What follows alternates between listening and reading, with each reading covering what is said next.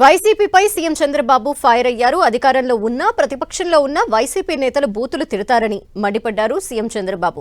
రాష్ట్రంలో ఆంబోతుల మాదిరిగా తయారయ్యారని ఆగ్రహం వ్యక్తం చేశారు. వైసీపీ సర్కార్ రాష్ట్రాన్ని గంజాయిమాయం చేశారన్న సీఎం చంద్రబాబు ఆడబిడ్డ జోలికి వెళ్లే వారికి అదే ఆఖరి రోజు అని వార్నింగ్ ఇచ్చారు. తిరుమలని అపవిత్రం చేశారన్న చంద్రబాబు అధికారంలోకి వచ్చిన వెంటనే తిరుమల ప్రక్షాళన చేశామన్నారు.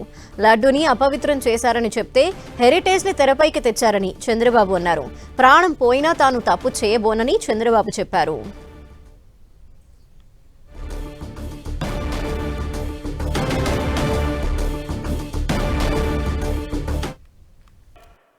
ఆ రోజు మనం చూస్తే విధ్వంసమైన ఆర్థిక వ్యవస్థ, ఆంధ్రప్రదేశ్ అంటే అందరూ చీకొట్టే పరిస్థితి.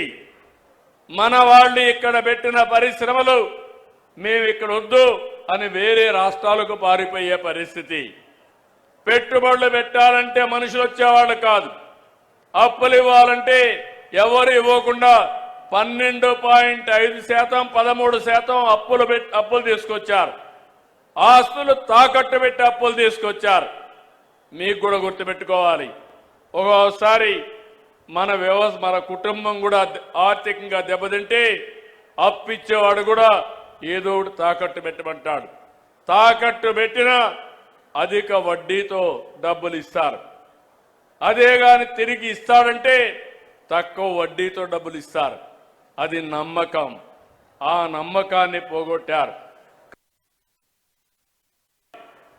ఆ రోజు మనం చూస్తే ఏఐలో ముందుంటున్నాం. ప్రపంచానికి నాలెడ్జ్ ఎకానమీలో నాయకత్వం ఇచ్చే ఏకైక దేశం భారతదేశం అని చెప్పి మరొకసారి విజ్ఞప్తి చేస్తున్నారు. అలాంటి మంచి కార్యక్రమానికి శ్రీకారం చుడితే కాంగ్రెస్ వాళ్ళైతే బట్టలిప్పేసి తిరుగుతారు. అక్కడ ఏమన్నా నాకైతే అర్థం కాలేదు. చాలా బాధ కలిగింది, ఆవేదన కలిగింది. ప్రపంచంలో 60-70 దేశాలు టెక్నాలజీలో ముందుకు పోతా ఉంటే అలాంటి దాన్ని స్వాగతించాల్సిన వ్యక్తులు, మన యువత ప్రయోజనాలు కాపాడవలసినటువంటి పార్టీలు బాధ్యత లేకుండా అర్ధనగ్నంగా వచ్చి ప్రదర్శన చేశారంటే దీన్ని చాలా తీవ్రంగా ఖండిస్తున్నా, గర్హిస్తున్నా. మంచిది కాదు, ఇది దేశానికి నష్టం అని చెప్పి కూడా మీకు తెలియజేస్తున్నా. అధికారంలో ఉంటే బూతులు తిడతారు, అపోజిషన్లో ఉంటే కూడా బూతులు తిడతారు. ఇది ఎక్కడ న్యాయమో ఏమయ్యా? మీకు ఇది కరెక్టేనా? మీకైతే కోపం రాదా? మీ తల్లిని తిడితే మీకు కోపం రాదా? మీ ఇంట్లో వాళ్ళని తిడితే మీకు కోపం రాదా? మనం తిట్టించుకోవడానికి రాజకీయం చేస్తున్నావా? బాధ, ఆవేదన, లెక్కలేనితనం, ఆంబోతుల మారిగా తయారైపోయారు. ఒకసారి రెచ్చగొట్టే ప్రయత్నాలు చేస్తున్నారు. అధికారంలో ఉంటే బూతులు తిడతారు, అపోజిషన్లో ఉంటే కూడా బూతులు తిడతారు. ఇది ఎక్కడ న్యాయమో ఏమయ్యా? మీకు ఇది కరెక్టేనా?